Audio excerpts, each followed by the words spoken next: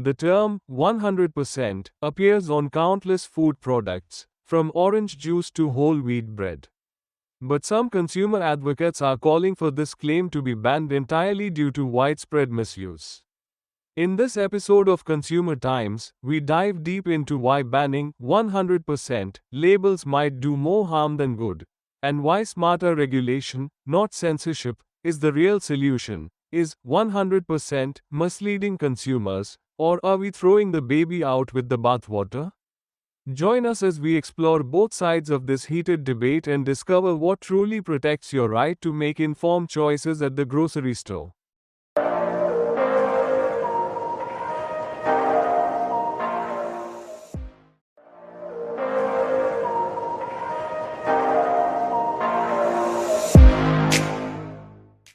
Welcome to Consumer Times. I am your host Dr. Arun Kumar. Just imagine when you walk down the grocery store aisle and see 100% pure orange juice or 100% whole wheat bread on a label. What does that actually mean?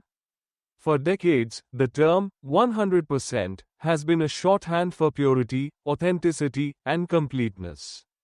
It tells consumers that what they're buying is exactly what the label promises, nothing more, nothing less. But in recent years, a growing chorus of consumer advocates, regulators, and watchdog groups has begun questioning whether this ubiquitous term should be banned altogether from food packaging. Their argument? Too many companies are abusing it, and consumers are being systematically misled. The concern is not without merit. Walk into any supermarket, and you'll find products emblazoned with 100% claims that don't quite live up to scrutiny. Orange juice labeled as 100% pure might contain flavor packs and added ingredients that weren't disclosed prominently. Bread marketed as 100% whole wheat could include refined flour as a secondary ingredient. Honey jars proclaiming 100% natural might be diluted with corn syrup or sourced from multiple countries with varying quality standards. These aren't just theoretical examples, they're real cases that have sparked lawsuits, regulatory actions, and genuine consumer outrage.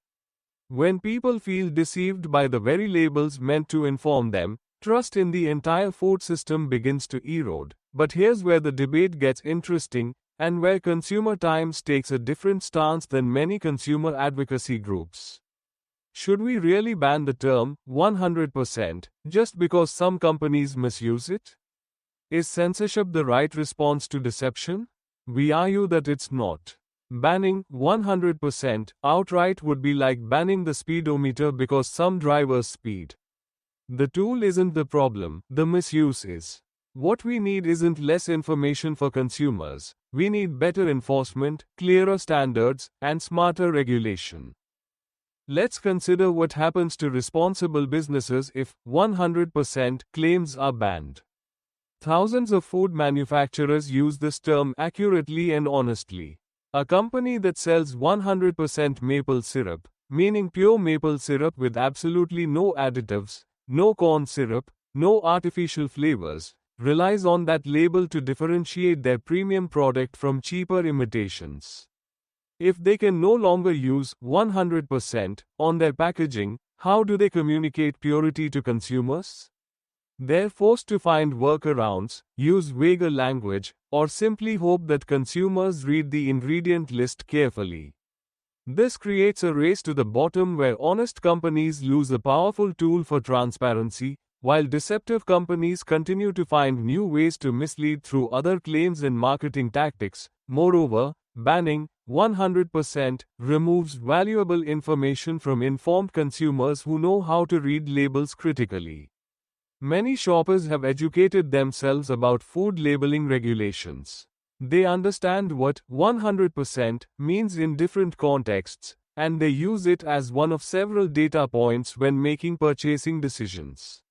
These consumers don't need the government to remove terminology from labels. They need the government to ensure that when companies use these terms, they're telling the truth.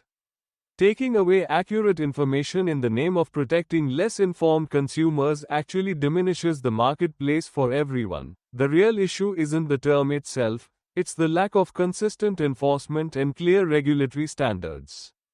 In the United States, the FDA and USDA have jurisdiction over food labeling, but enforcement is often reactive rather than proactive. Companies make bold claims, consumers complain, lawsuits get filed, and only then do regulators step in. By that time, millions of products have already been sold under misleading pretenses. What we need is a robust system of verification before products hit shelves, not after damage has been done. This means requiring companies to substantiate their 100% claims with documentation, third-party testing, and transparent supply chain information. Better regulation also means establishing clear, consistent definitions across product categories. What does 100% orange juice mean?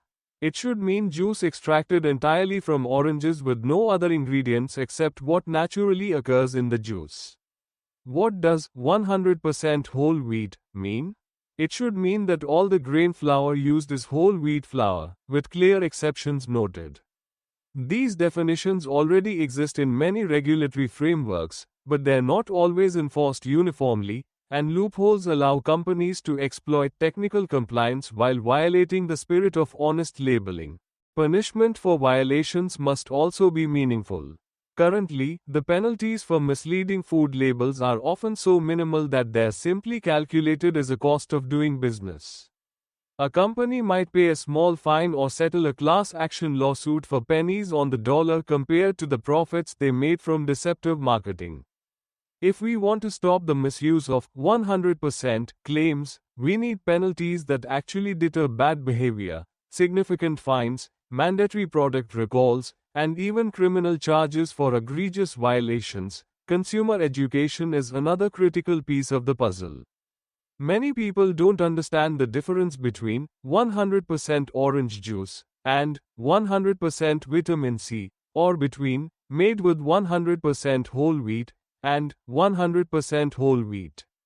These nuances matter, but they require a baseline of food literacy that many consumers simply don't have.